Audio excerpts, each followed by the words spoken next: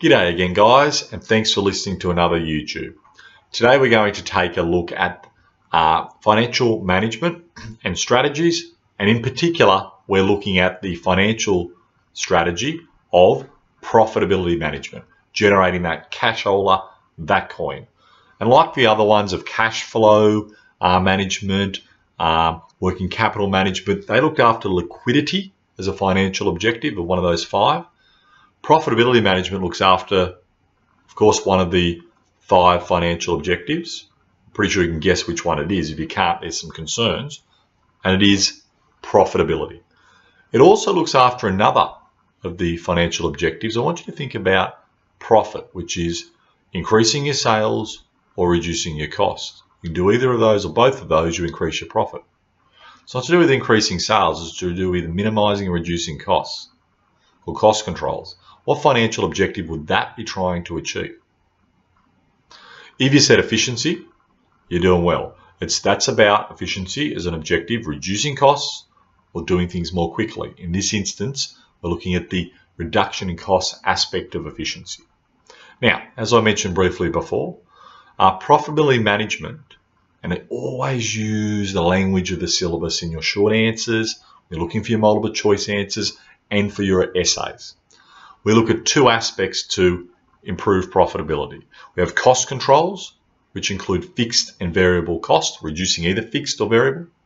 We have cost centers, and we have expense minimization. If you can do any of those things, you reduce your costs and therefore you increase your profitability.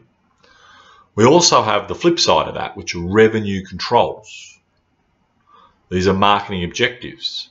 If you can control your revenue, which means to increase it and manage your sales, your turnover, your revenue through these marketing objectives, then you will, all things being equal with costs, if they stay the same or fall, through the revenue controls increasing again, you will see an increased profit. All right, profitability management, as I was saying, is a strategy about a business that can use to increase a business's profitability.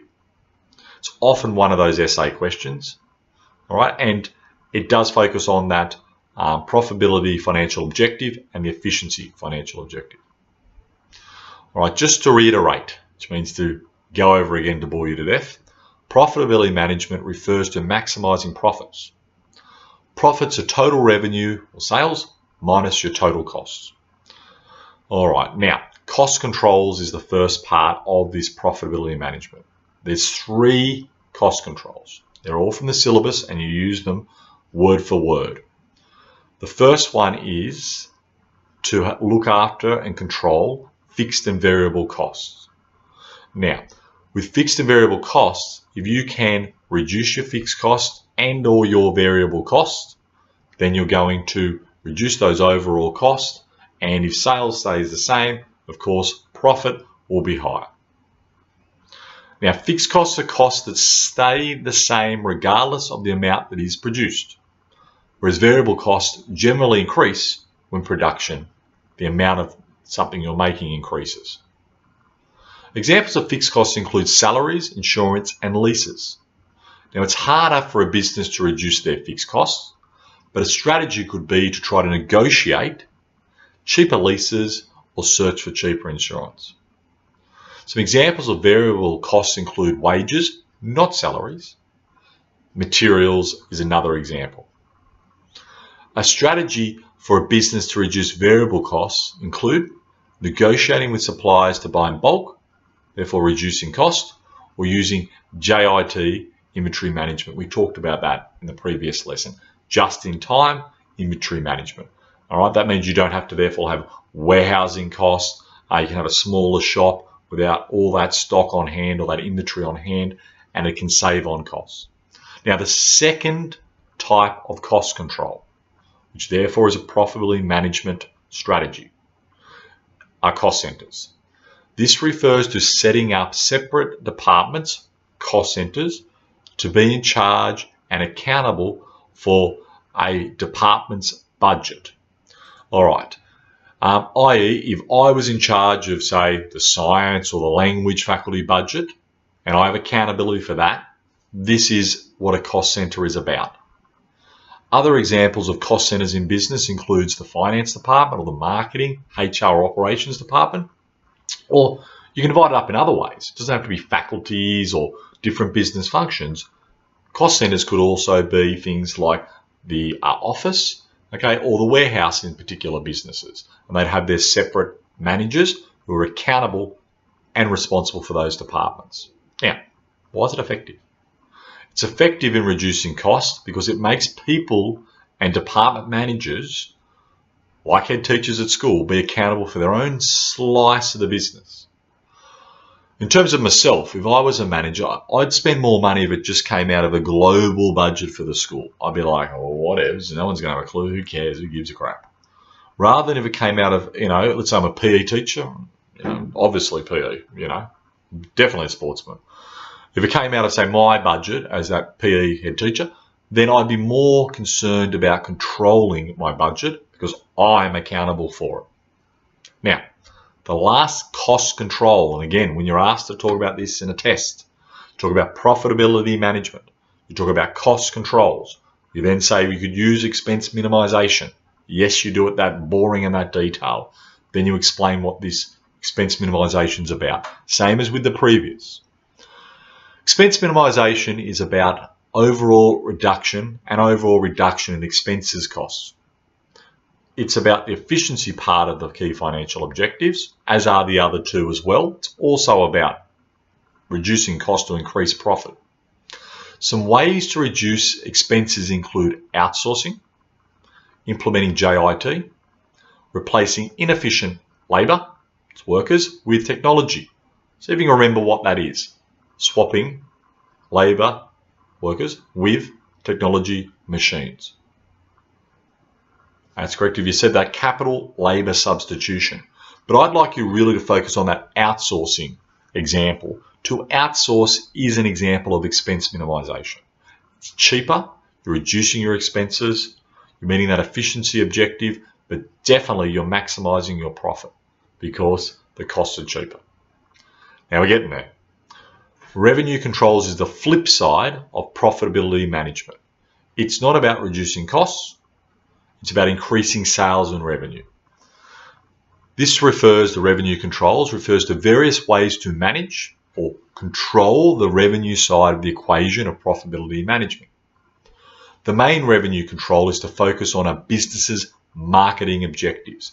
Now you might be going, whoa, sir, slow down there. What do you mean marketing objectives? We're doing finance. Remember the interdependence of business functions. All right, finance generates money from sales. If you improve your marketing objectives, then profitability equals your total sales minus your cost. If costs stay the same or even are reduced, but let's assume they stay the same, you can increase your sales, right? Your revenue through your marketing, improving your marketing objectives. There's three things we'll look at as examples. Then you're going to improve your profitability. Now, these three marketing objectives, these three examples of revenue controls are the sales objectives, the sales mix, and the pricing policy. Now, let me just briefly explain the three of these. Sales objectives. This looks at a business seeing if the financial and sales targets are being met. If they are not being met, analysing why not. What can be done instead? The second of these marketing objectives under the revenue control strategy is to look at the sales mix.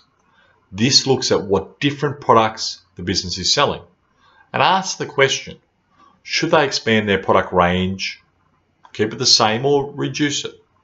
i.e., I'm Samsung. I think there's a Samsung Galaxy 9, the SG8 and the SG7 and so on. There's no longer the SG4, all right, or 3 being sold anymore. New, they don't sell them anymore. So they've done this already and they've culled some of these models, these products from their lines.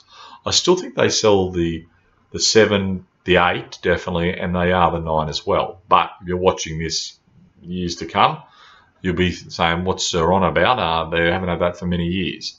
All right, but you don't want to keep products that aren't really making money for your business anymore, can tarnish the brand. So you look at what you should eliminate and what you should keep. That can increase or improve overall revenue and sales. The last marketing objective, which is the example there of revenue controls, is the pricing policy. This looks at what price level, high, medium, low, should their products be selling for. Which one of the following marketing pricing policies should a business use? Should they use pricing penetration, which is cheap, price skimming, which is high, price points, which are at different levels like mobile phones, or discount as well?